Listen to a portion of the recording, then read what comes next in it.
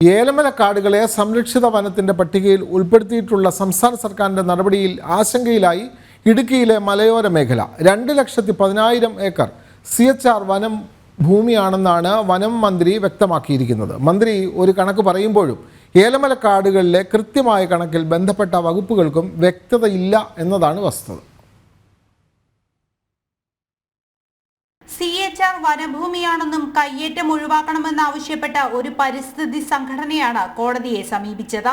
ഹർജിയിൽ CHRന്റെ വിസ്തീർണം 2,15,720 ആണ്. കഴിഞ്ഞ നിയമസഭാ സമ്മേളനത്തിൽ വനം മന്ത്രി നിയമസഭയിൽ വെച്ച രേഖയിലും 2,10,000 ഏക്കർ CHR റിസർവ് വനമാണ്. എന്നാൽ 1897 തിരുവിതാംകൂർ സർക്കാർ 15,720 ഏക്കർ ഭൂമി മാത്രമാണ് CHR ആയി വിജ്ഞാപനം ചെയ്തിട്ടുള്ളത്. വനം വകുപ്പിന്റെ അതേ നിലപാടാണ് റവന്യൂ വകുപ്പും സ്വീകരിക്കുന്നത്. സർക്കാർ കണക്കുകൾ പ്രകാരം ഇടുക്കി ജില്ലയിൽ കൃഷിഭൂമി ഉൾപ്പെടെ 1,100 ഏക്കർ റിസർവ് വനമാകും. ഇതാണ് ആശങ്കയ്ക്ക് വഴിവെച്ചിരിക്കുന്നത്.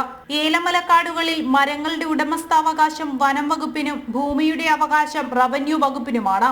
പൂർണ്ണ അവകാശം വനം വകുപ്പിന് വിട്ടു നൽകിയാൽ ഇടുക്കിയിലെ ജനജീവിതം പ്രതിസന്ധിയിലാകുമെന്നാണ് കർഷക സംഘടനകളുടെ ആരോപണം.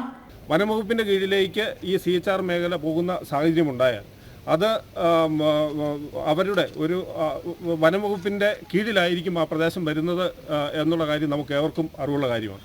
അത്തരത്തിലുള്ള ഒരു രീതി വന്നു കഴിഞ്ഞാൽ അവിടെ റിസർവ് വനമായിട്ട് പ്രഖ്യാപിക്കുന്ന സാഹചര്യം ഉണ്ടായാൽ വളരെയധികം പ്രതിസന്ധിയിലേക്ക് കാര്യങ്ങൾ പോകും എന്നുള്ള കാര്യത്തിൽ യാതൊരു സംശയവുമില്ല. അതേസമയം ജനങ്ങളുടെ ആശങ്കയിൽ വ്യക്തത വരുത്താൻ സർക്കാർ ശ്രമിക്കുന്നില്ല. നിലവിൽ CHR ആയി ബന്ധപ്പെട്ട കേസ് സുപ്രീം കോടതിയുടെ പരിഗണനയിലാണ്. ജനം, ഇടുക്കി.